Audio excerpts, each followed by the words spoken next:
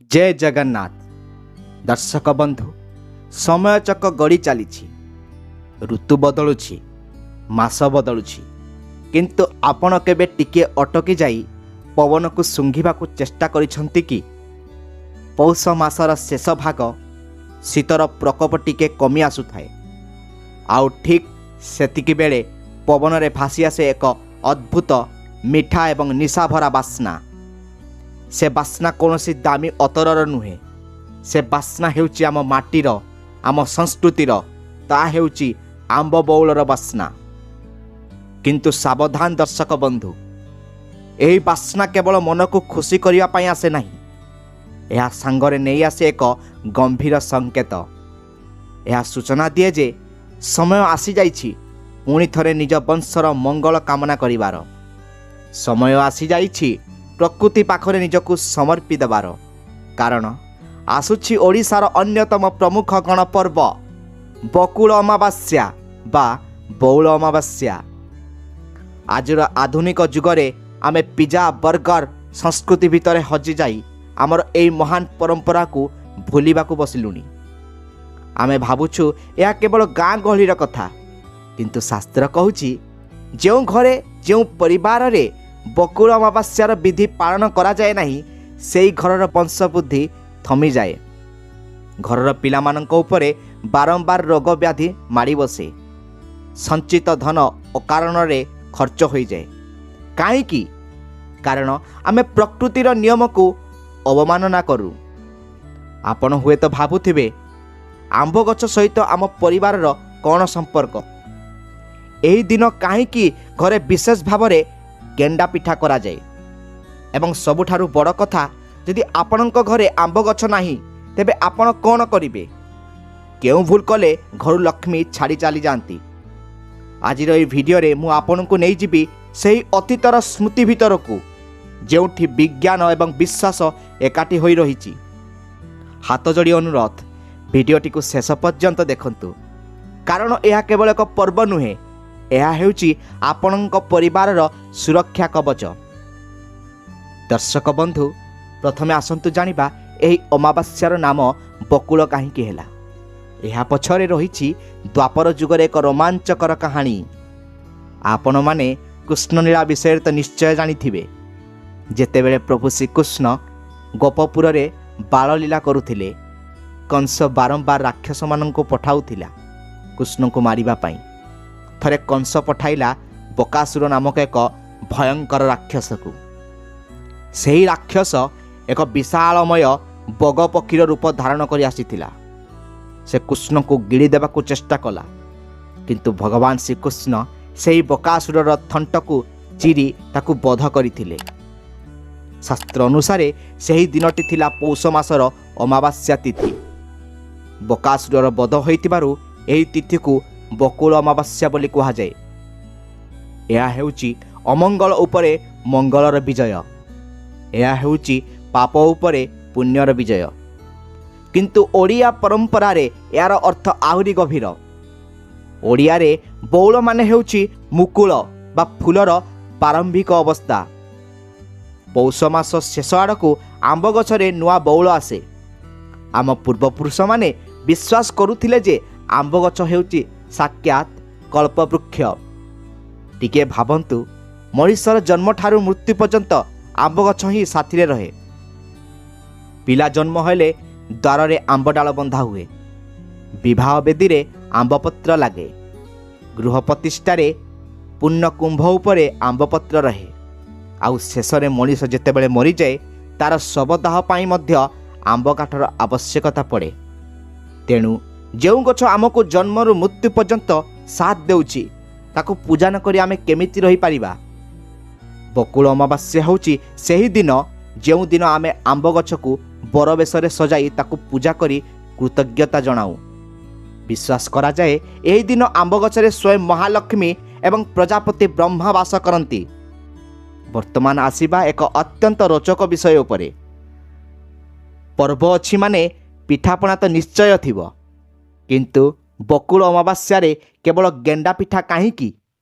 आपण देखिथिबे एही दिन घरर माँ भाउज माने अरुआ चाउल चूना रे नड़िया पुर दे एक विशेष आकार पिठा तैयारी करती। यह गईठा पिठा मध्य कहा जाए, किंतु यार आकार गोल बा गेंडा भली कहीं हुए, यह पछे रही एक विराट वास्तु एवं जीवन दर्शन। गेंडा बा शामुका हेउची सुरक्षार प्रतीक। तार ऊपर खोलपा जेमिति शक्त थाए आ भितरटा नरम थाए, ठीक सेमिति गृहकर्त्री प्रार्थना करती, हे प्रभु मो परिवार चारिपाखरे एमिति एक सुरक्षा बलय तैयारी करि दियो जेपरि बाहर कौनसी विपद मो पिलामानंकु छुई पारिबो नाही। आहुरी मध्य गेंडार आकार हेउची कुंडली आकार। यह वंशवृद्धि एवं अनंत जीवनर प्रतीक। जेमिति गोटे बिंदुरु आरंभ होई रेखाटी बढ़ी बढ़ी चले, सेमिति आम वंश मध्य निरंतर बढ़ी चालू। एही पिठा को क्षीर रे पकाई खीरी प्रस्तुत करा जाए किंबा बांफरे सिजाई प्रस्तुत करा जाय थाए। शास्त्र कहूची एही दिन जो घरे गेंडा पिठार बास्ना बाहरे नाही, सेही घर को पितृपुरुष माने आसी निराश होई फेरी जाती। कारण पौष मास होची पितृपुरुषों को संतुष्ट करिवार मास। जदि कौनसी एही दिन बजाररू मिठा किणी आनी काम चलाई दउछंती, तेबे आपण बहुत बड़ भूल करूछंती। निज हाथ तैयारी पिठारे जो प्रेम एवं शुद्धता थाए ताहा बजार मिठारे केबे भी मिलिबो नाही।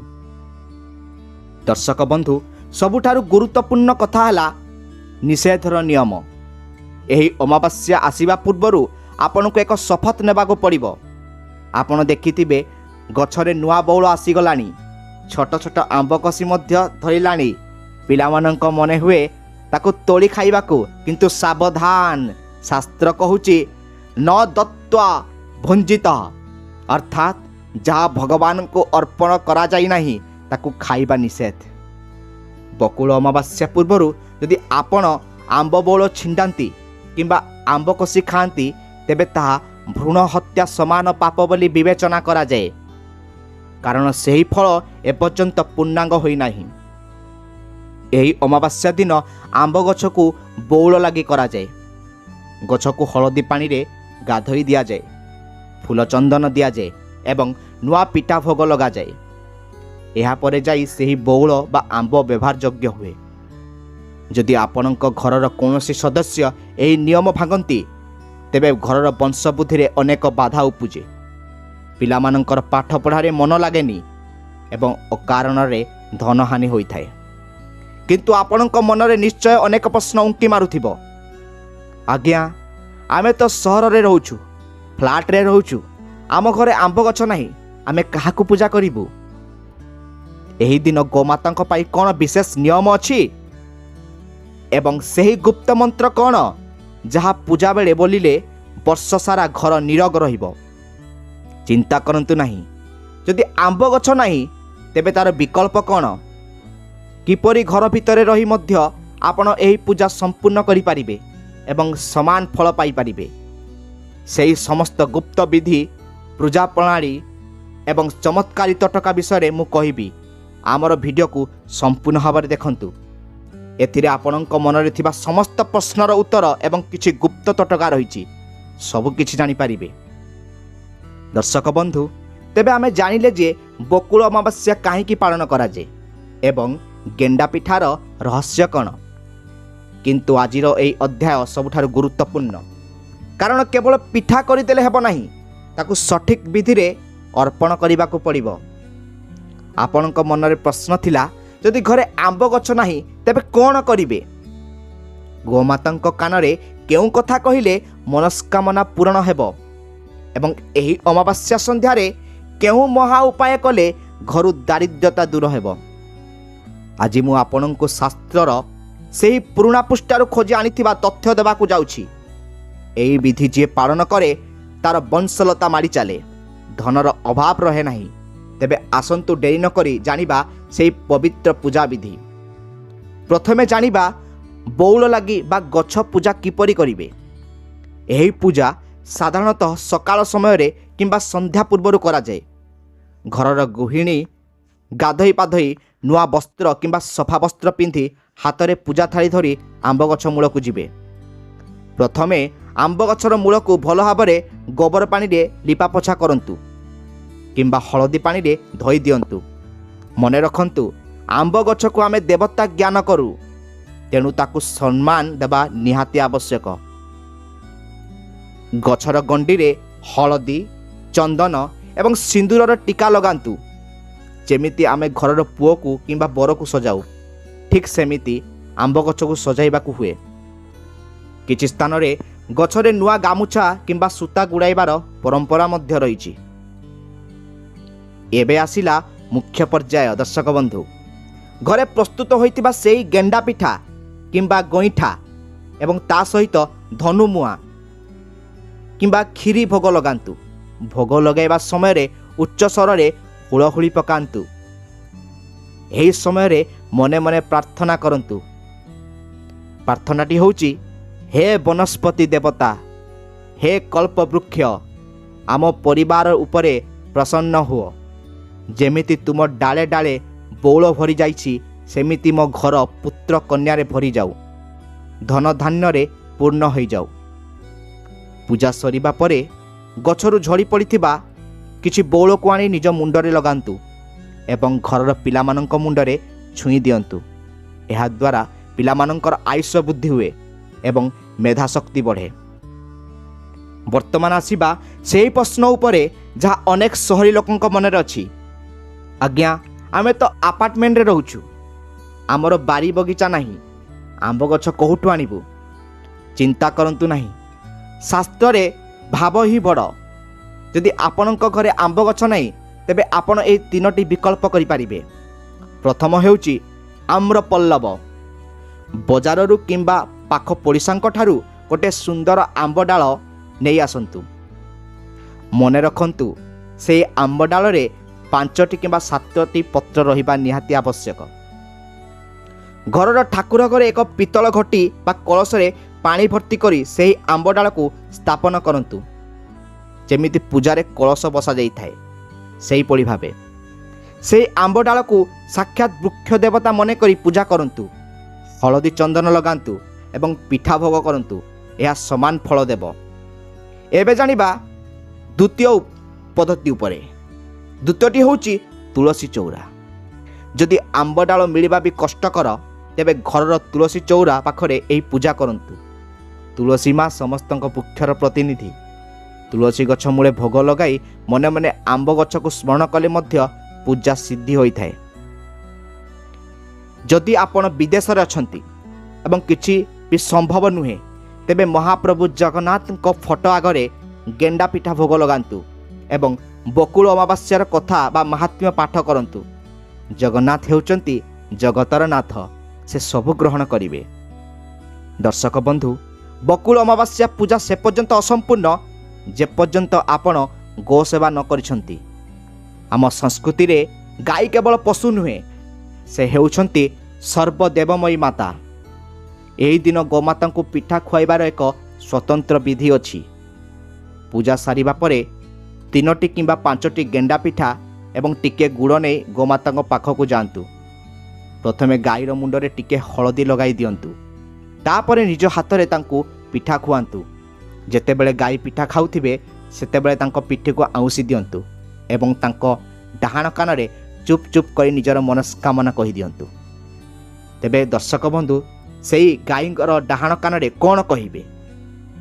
ଶୁଣନ୍ତୁ, ହେ ଗୋମାତା, ମୋ ବଂଶର ରକ୍ଷା କର, ମୋ ସନ୍ତାନମାନଙ୍କୁ ଦୀର୍ଘାୟୁ କର, ମୋ ଘରର ଭଣ୍ଡାର ପୂର୍ଣ୍ଣ କର। ବିଶ୍ୱାସ କରାଯାଏ, ଅମାବାସ୍ୟା ତିଥିରେ ଗୋମାତାଙ୍କ କାନରେ କୁହାଯାଇଥିବା କଥା ସିଧା ବୈକୁଣ୍ଠରେ ନାରାୟଣଙ୍କ ପାଖରେ ପହଞ୍ଚେ। ଯଦି ଆପଣଙ୍କ ପିଲା କଥା ଶୁଣୁନାହିଁ କିମ୍ବା ପାଠପଢ଼ାରେ ଦୁର୍ବଳ ଅଛି, ତେବେ ଏହି ଉପାୟ ନିଶ୍ଚୟ କରନ୍ତୁ।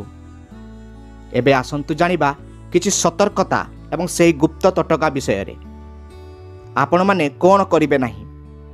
ଆମ୍ବ କଷି ଖାଇବେ ନାହିଁ ଯେପର୍ଯ୍ୟନ୍ତ ପୂଜା ସରିନାହିଁ। ଆମ୍ବ ବଉଳ କି ଆମ୍ବ କଷି ମୁହଁରେ ଦେବେ ନାହିଁ। ମନେ ରଖନ୍ତୁ ଦର୍ଶକ ବନ୍ଧୁ, ଆମିଷ ନିଷେଧ। ବକୁଳ ଅମାବାସ୍ୟା ଏକ ପବିତ୍ର ତିଥି। ଏହି ଦିନ ଘରେ ମାଛ, ମାଂସ, ଅଣ୍ଡା ରନ୍ଧା ହେବା ଉଚିତ ନୁହେଁ। ଏହା ପିତୃପୁରୁଷଙ୍କୁ କଷ୍ଟ ଦେଇଥାଏ। ଏହି ଦିନ କୌଣସି ଗଛ କାଟିବେ ନାହିଁ କିମ୍ବା ଡାଳ ଭାଙ୍ଗିବେ ନାହିଁ। ତେବେ ଦର୍ଶକ ବନ୍ଧୁ, ଆସନ୍ତୁ ଜାଣିବା ଏହାର ମହା ଉପାୟ ବିଷୟରେ। ଯଦି ଆପଣଙ୍କ ଘରେ ବହୁତ ଦିନ ଧରି ଅଭାବ ଅନଟନ ଲାଗି ରହିଛି ତେବେ ବକୁଳ ଅମାବାସ୍ୟା ସନ୍ଧ୍ୟାରେ ଏହି କାମ କରନ୍ତୁ।